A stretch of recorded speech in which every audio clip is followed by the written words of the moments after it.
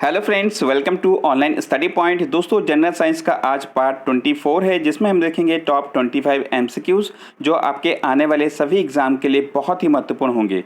दोस्तों, यह video daily शाम को 5 बजे प्राप्त हो जाएगा और इस वीडियो की पीडीएफ आप हमारे टेलीग्राम ग्रुप से भी प्राप्त कर सकते हैं। और दोस्तों, अगर वीडियो अच्छा लगे तो प्लीज़ लाइक और शेयर जरूर करिए और ऑनलाइन स्टडी पॉइंट को सब्सक्राइब करना न भूलिए। और दोस्तों, आप लोगों से रिक्वेस्ट है कि इस वीडियो को ज़्यादा से शेयर करिए और अपने स्टडी रिलेटेड ग्रुप में जरूर शेयर करिए।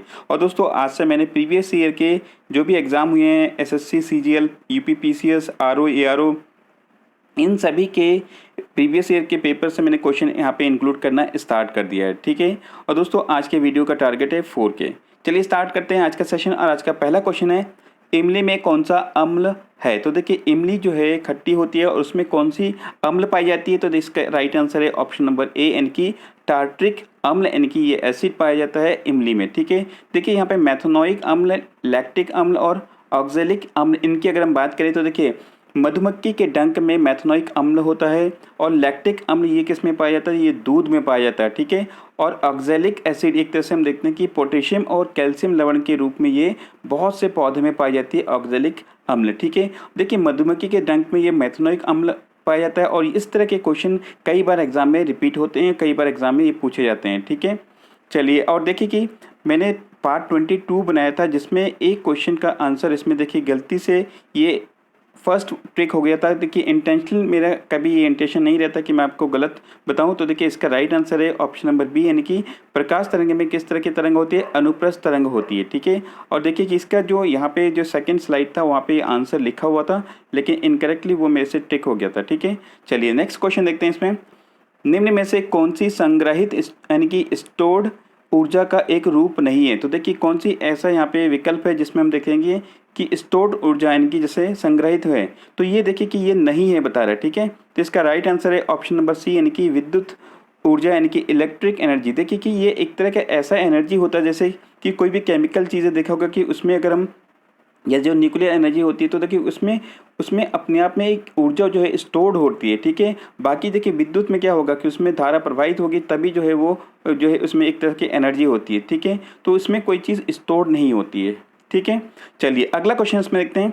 जब कुछ इलेक्ट्रॉनों को एक आवेशित वस्तु में जोड़ा जाता है तो वस्तु क्या होता है? तो वस्तु में क्या परिवर्तन होता है? तो देखिए कि अगर कोई हम देखते हैं कि अनावेशित वस्तु है और उसको किसी हम जो है इलेक्ट्रॉन से जोड़ देंगे तो क्या होगा? उसमें नेगेटिव चार्ज आ जाएगा। ठीक है। तो ये चीज़ ध्यान रखेंगे कि उसमें नेगेटिव चार्ज आ जाएगा। ठीक है। चलिए अगला क्वेश्चन देखते हैं। मनुष्य के मस्तिष्क का भार लगभग कितना होता है? तो देखिए, कई बार एग्जाम में पूछा गया है और इसका राइट आंसर है ऑप्शन नंबर बी, यानी कि 1350 ग्राम इसका होता है। और देखिए, इसकी जो रेंज होती है 1500 तक भी हो सकती है। ठीक है। और देखिए 300 ग्राम ये क्या है? तो देखिए 300 ग्राम एक तरह से जो हमारे मानव शरीर का जो हार्ट है उसका एक तरह से हम ये देखते हैं कि वेट होता है। ठीक है।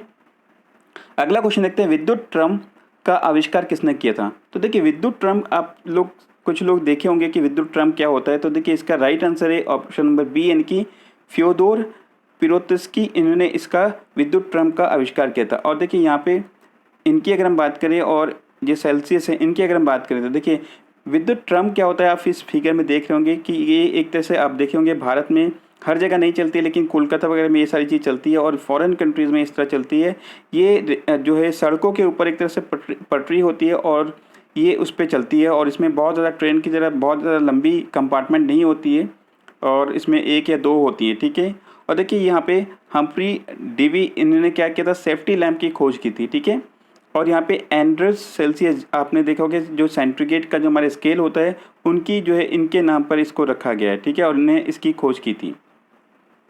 अगला क्वेश्चन देखते हैं। सेफ्टी फ्यूज़ का कार्य निर्भर करता है? तो देखिए, सेफ्टी फ्यूज़ का कार्य जो है इनमें से किस पर निर्भर करता है? तो देखिए, इसका राइट आंसर हो जाएगा ऑप्शन नंबर सी, यानी कि 3 और 4 इसका कार्य होता है। इनकी विद्युत धारा का परिमाण और विद्युत प्रवाह के साथ ताप का प्रभाव, एक तरह से ये सेफ्टी फ्यूज़ के जो है कार्य इस पर निर्भर करता है। ठीक है।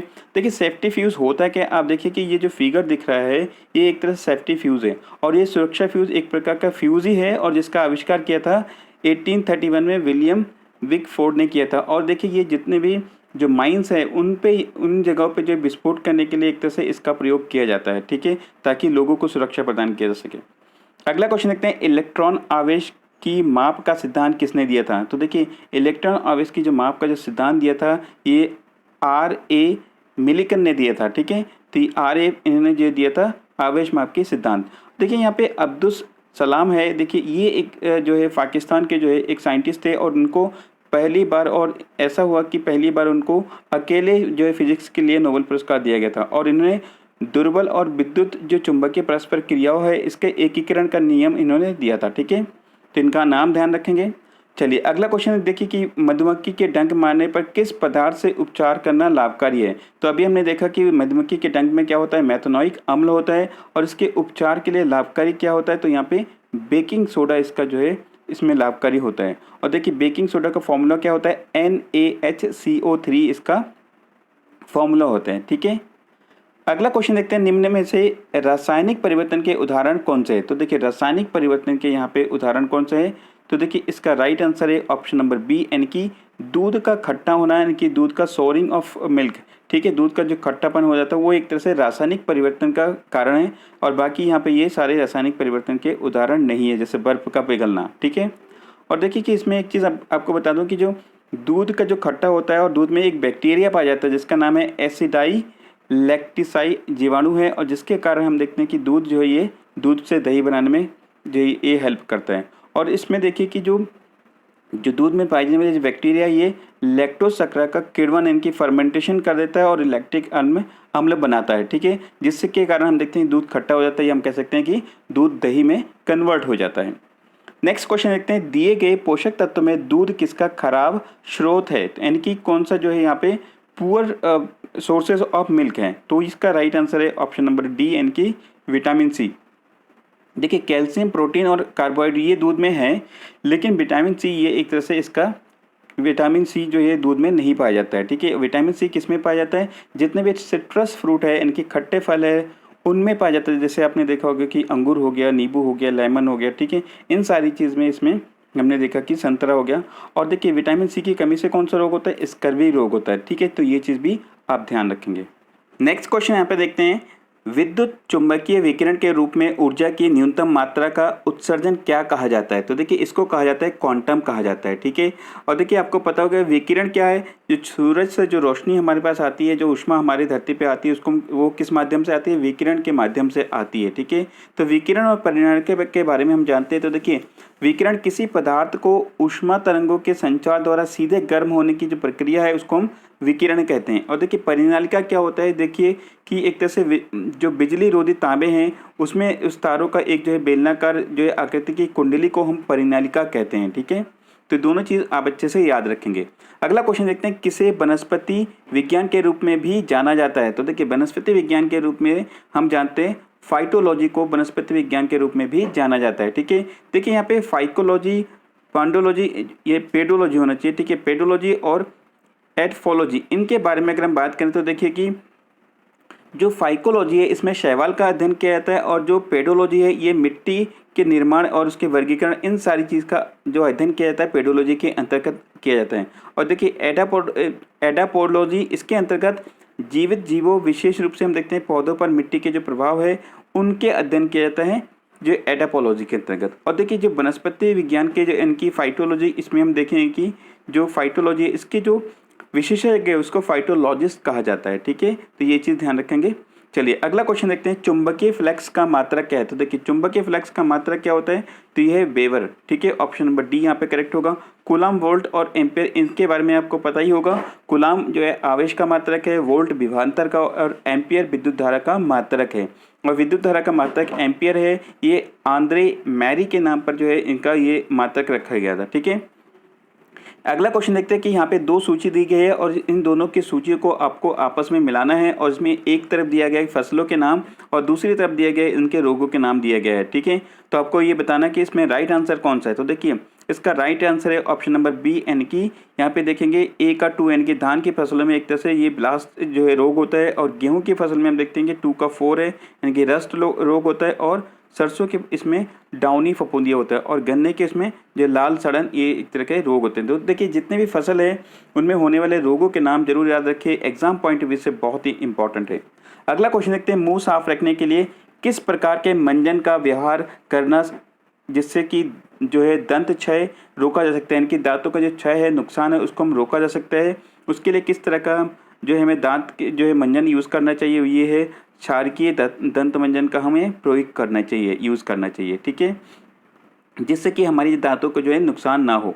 अगला क्वेश्चन देखते हैं, सफ़ेद कली मक्के में किसकी कमी के कारण होता है? तो देखिए किसकी कमी से होता है, तो देखिए एक तरह से वाइट जो बर्ड होता है और एक तरह से हम देखते हैं मक्का में, और ये किसकी कमी के कारण होता है? तो देखिए ये जिंक की कमी से होता है, ठीक है। तो जिंक का सिंबल होता है Zn और इसका एटॉमिक नंबर होता है 30, ठीक है। तो ये चीज़ भी आप ध्यान रखेंगे कि ये अगर फसलों में इस तरह के जिंक और ये सारी चीज़ की कमी होती है तो यहाँ पे देखेंगे जो वाइट बर्ड है ये मक्के में जिंक की कमी से होता है। अगला क्वेश्चन है, सेब के फल की आंतरिक कॉर्क किसकी कमी के कारण होता है? तो ये एक तरह से हम देखेंगे सेब के अंदर आपने देखा होगा कई बार अलग अलग चीज़ें होती थी कि उसकी ये किसके कारण, ये बोरॉन के कारण होती है। आप देख रहे होंगे इस फिगर में इस तरह की जो ये इसको कॉर्क कहते हैं, और ये किसके कारण, किसकी कमी के कारण डेवलप होती है? बोरॉन की कमी के कारण ये डेवलप होती है एप्पल में। और एक चीज़ मैंने एप्पल के बारे में आपको बताया था कि जो एप्पल के बीज है उसमें कौन सी चीज़ होती है जहरीला पदार्थ, वो होता है साइनाइड, ठीक है, ये चीज़ याद रखेंगे। अगला क्वेश्चन देखते हैं, अम्लीकरण और नाइट्रेट निक्षालन यानी कि लीचिंग क्या है? तो देखिए एक तरह से अम्लीकरण और नाइट्रेट निक्षालन ये एक तरह से क्या है? तो ये देखें कि जो ऑप्शन नंबर इसका बी हमारा करेक्ट है, यानी कि मृदा में रसायन के रिसाव की जो प्रक्रिया है जिसको हम कहते हैं लीचिंग या निक्षालन कहते हैं। और देखिए इस प्रक्रिया में क्या होता है, वायुमंडलीय जो अम्लीकरण है, अम्लीकरण सल्फर और जो नाइट्रोजन और कार्बनिक यौगिक के जो ऑक्सीकरण का जो परिमाण है जो उनके अनुरूप एक एसिड बनाते हैं, तो इनकी ये सारी जो एक्टिविटी होती है और उसमें हम देखते हैं कि मृदा में जो रासायनिक रिसाव जो है होता है, ठीक है, और इसको ही हम एक तरह से लीचिंग कहा जाता है, ठीक है। चलिए अगला क्वेश्चन देखते हैं, कोशिकाओं में पाए जाने वाले गुणसूत्र का नाम बताइए जो सेक्स क्रोमोसोम्स के अलावा अन्य वर्णों के लिए भी उत्तरदायी होता है, इनकी रिस्पॉन्सिबल होता है, ठीक है। तो देखिए इसका राइट आंसर है ऑप्शन नंबर ए, यानी कि ऑटोसोम होता है इसका नाम है, ठीक है। और ये देखिए कि एक तरह से हम देखें गुणसूत्र के अलावा हम देखें जो सेक्स क्रोमोसोम्स के अलावा बाकी चीज़ों के लिए भी ये रिस्पॉन्सिबल होता है, ठीक है। नेक्स्ट क्वेश्चन देखते हैं, किस पौधे के तने में श्वसन और सांस की क्रिया होती है? तो देखिए एक तरह से जो हम एक ही जो ये क्रिया होती है ये मसूर है, इनकी लेंटिकल्स, इसके अंतर्गत इस पौधे में ये होती है। अब इस फिगर में देख रहे होंगे इनकी जो जो तना होता है उसमें एक तरह से हम देखते हैं कि श्वसन की जो गैस है उसका आदान प्रदान होता है जो मसूर की दालों है उसकी पौधों का, ठीक है, इस फिगर में आप देख रहे होंगे। नेक्स्ट क्वेश्चन देखते हैं, किस जानवर के दिल में 3 चैम्बर होते हैं? तो देखिए 3 चैम्बर होते हैं, ये छिपकली के होते हैं, और छिपकली के उसमें हम देखते हैं 3 कक्षीय हृदय होता है इसका छिपकली में। और देखिए मगरमच्छ को छोड़कर सभी सरीसृप में और 3 जो है कक्षीय हृदय है, और मगरमच्छ का जो हृदय है उसमें 4 कक्षीय होता है, तो ये चीज़ भी आप ध्यान रखेंगे, ठीक है। तो यहाँ पे ऑप्शन नंबर बी यहाँ पे लेजर्ड इनकी ये करेक्ट आंसर है। अगला क्वेश्चन है, अमीबा में उत्सर्जन प्रक्रिया किस माध्यम से होता है? तो देखिए अमीबा में एक तरह से प्रसारण के डिफ्यूजन के माध्यम से ये क्रिया होती है। और देखिए श्वसन और उत्सर्जन की क्रिया अमीबा के एक तरह से हम देखते हैं जो बाहर जो तल होता है प्राय लगभग सभी एरिया उसमें से होती है। और उनके आपको कल भी मैंने बताया था कि जो अमीबा है अपना भोजन ग्रहण करता है अपने कूट पादों के द्वारा जो ये ग्रहण करता है, ठीक है। अगला क्वेश्चन देखते हैं, पौधे के किस रोग को रिंग रोग के नाम से जाना जाता है? तो देखिए पौधे में कौन सा रोग होता है जिसको हम रिंग रोग के नाम से जानते हैं, ठीक है। तो ये आलू का विल्ट जो रोग है उसको हम एक तरह से रिंग रोग के नाम से जानते हैं। और देखिए आलू में जो ये रोग होता है विल्ट, ये जीवाणु द्वारा होता है, और ये पौधों का जो है एक ऐसा रोग है जिसमें हम देखते हैं कि जो रिंग के रूप में इसमें जो जाइलम है जो पौधों के उसमें जाइलम पर भूरे रंग का एक रिंग बनती है, और जिसके कारण हम उसको रिंग रोग के नाम से भी जानते हैं। नेक्स्ट क्वेश्चन है, पौधे के क्लोरोफिल निम्न में से किस रोग में नष्ट हो जाता है और पत्तियां सिकुड़ जाती हैं? तो देखिए एक तरह से ये तंबाकू का जो मोजक रोग होता है, ऑप्शन नंबर ए यहाँ पे करेक्ट है। तो देखिए इसमें इस रोग होने के कारण हम देखते हैं कि इसमें जो एक तरह से पत्तियां सिकुड़ जाती है, और ये तंबाकू के मोजक रोग होता है, ठीक है। और देखिए तंबाकू के पत्तों की जो मोजक बीमारी है इसमें पत्ते सिकुड़ जाते हैं और छोटे हो जाते हैं, और यहाँ तक कि पत्तियों के क्लोरोफिल भी नष्ट हो जाते हैं, और इसका नाम है मोजक रोग। और आज का लास्ट क्वेश्चन है, निम्न में से कौन सा हार्मोन गैसीय रूप में पाया जाता है? तो देखिए ये है एथिलीन, ऑप्शन नंबर यहाँ पे सी इसमें करेक्ट होगा एथिलीन, और एक तरह से ये हार्मोन गैसीय रूप में पाया जाता है, ठीक है। और देखिए कि एथिलीन का जो फॉर्मूला है एक तरह से H2C और CH2 है, और यानी कि C2H4 है, ठीक है।